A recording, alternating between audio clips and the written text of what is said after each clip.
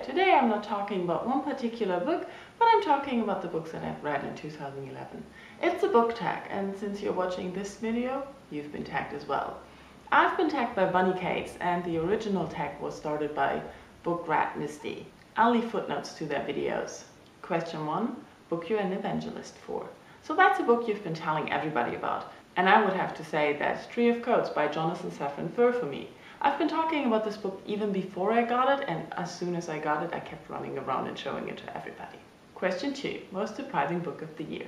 That's Joe Abercrombie, Before They Were Hanged for me. I didn't like the first book of the series so much, I just liked it enough to want to read the rest of the series. But the second book really had me entertained, and I'm looking forward to reading the third book. Question 3. Biggest disappointment so far. I'd have to say There's Room by Donahue. It is a best-selling novel, and it was supposed to be really well written, but I have to say I probably didn't get it. I thought it was lame. Question 4. Funniest book. That's probably The Disreputable History of Frankie and Banks by Lockhart. I really had to laugh out loud at the pranks they pulled. Question 5. Favorite cover. That's Miss Peregrine's Home for Peculiar Children by Ransom Riggs. I saw it and I wanted to have it, and I really like all the pictures that are in the book as well. Question 6. Favorite character. This is a really difficult question for me because I really cannot decide. So I just chose Nine Fingers because he's an amazing character, the way he thinks and the way he evolves and what he does. And it's interesting to follow his train of thoughts. Question 7. New to you series. I really didn't start a new series this year. The only thing that's close to a series is Heatwave by Richard Castle. And there are more of his books coming out. Naked Heat is the next one, and I'm looking forward to reading that. Question 8. Most beautifully written.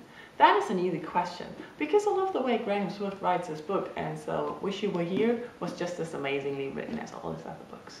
Question 9. Most thought-provoking or book that grew on you. I'll choose Joe Abercrombie again, because the first book of the season I really had to fight my way through, and I started off with the second book, and I thought, oh, it's going to be a lot of pain.